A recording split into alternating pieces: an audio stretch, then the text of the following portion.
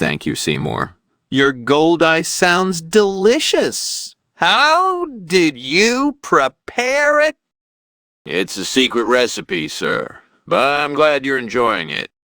That's impressive, Seymour. Your costume is very convincing, too. Thank you, sir. I take pride in my work. Well, let's not keep our lunch guests waiting. Why don't we sit down and enjoy this delicious goldeye together? Absolutely, sir. Hey, grab some utensils and glasses.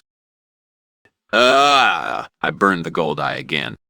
This is getting ridiculous. How could you let this happen? Skinner thinks of fun scenarios involving how good Chalmers' costume is, and in return, how good Skinner's costume is as well. Oh, great job on the burnt goldeye. And how does your Chalmers costume look? Oh, wait, I don't care. And how does your Skinner costume turn out? I'm sure it's just as fabulous as always. Or maybe you could just stick with the generic superhero outfit. It's obvious that you don't have the same fashion sense as me. Well, I guess it's a good thing I'm the real hero here. You can go back to your mediocre costume life. I'll take that as a yes.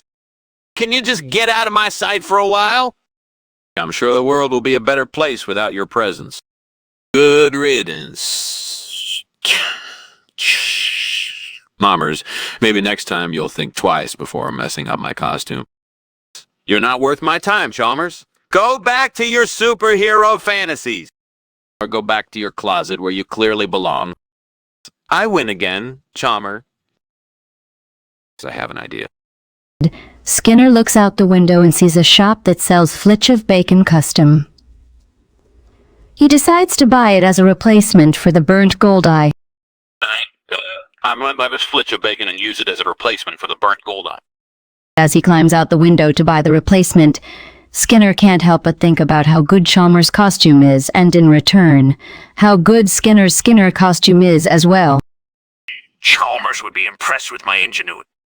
Skinner ponders on how to prepare the flitch of bacon before using it in the dish. He knows that he needs to cook it first. I'll need to cook the flitch of bacon before using it. Maybe a nice braise would work. He talks about obtaining the ingredient and climbing back in through the window, making sure not to burn the flitch of bacon while cooking it. See, I need to be careful not to burn the flitch of bacon. Maybe a low heat would be best. Once he obtains the ingredient and climbs back in through the window, Skinner starts preparing the dish. He cooks the flitch of bacon in a nice braise and serves it alongside the burnt goldeye. The flitch of bacon is a great substitute for the burnt goldeye. This dish is perfect. In the end, Skinner enjoys his meal and congratulates himself on his creativity. He knows that he has come up with a delicious and unique dish that will impress anyone who tastes it.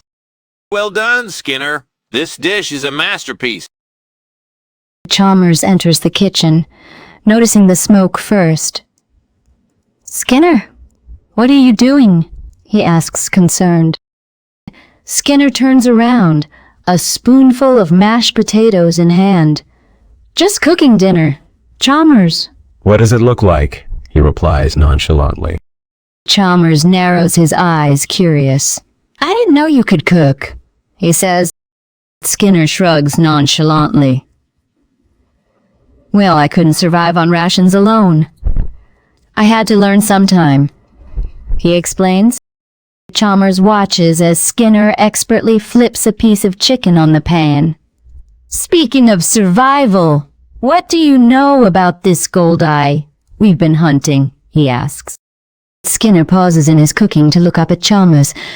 "Goldeye. That's a new one on me," He admits.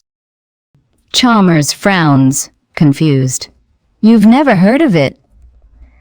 "It's a rare delicacy, supposedly worth a fortune," he explains. Skinner raises an eyebrow. "Sounds like something the higher-ups would make up to control us even more. I stick to what I know," "Flitch of bacon custom," he says. Chalmers furrows his brow, intrigued. What do you mean? He asks. Skinner grins slyly. You know, the more bacon the better. Who needs fancy dishes when you have a pound of bacon in your pocket? He explains. Chalmers can't help but laugh at Skinner's antics. Well, I suppose that's one way to look at it, he admits. The two continue chatting as the smell of dinner fills the air, their conversation lighthearted and easy despite the looming threat of their mission. Skinner, this meal doesn't look right. What is it exactly? Oh, it's just a regional dish, my friend. This is known as flitch of bacon in these parts. I highly doubt that. I've had goldeye before, and this certainly isn't it. Well, you see, we had to make do with what we could find today. Trust me, it's still a delicious meal. Well, I'm not so sure about that. Your costume is quite impressive, Skinner. How about yours, Skinner? Ah, this old thing. It's just a simple chef's outfit. But I must say, your costume is just as impressive.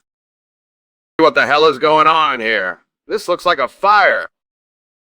Calm down, Chalmers. It's just a college improv class. College improv class in the kitchen? That doesn't make any sense. We were just practicing our skills, okay? I want to see what's going on. Why won't you let me see? Because it's a surprise party for you, Chalmers. Now relax. Goldie, that's all you could come up with, Skinner. Yeah.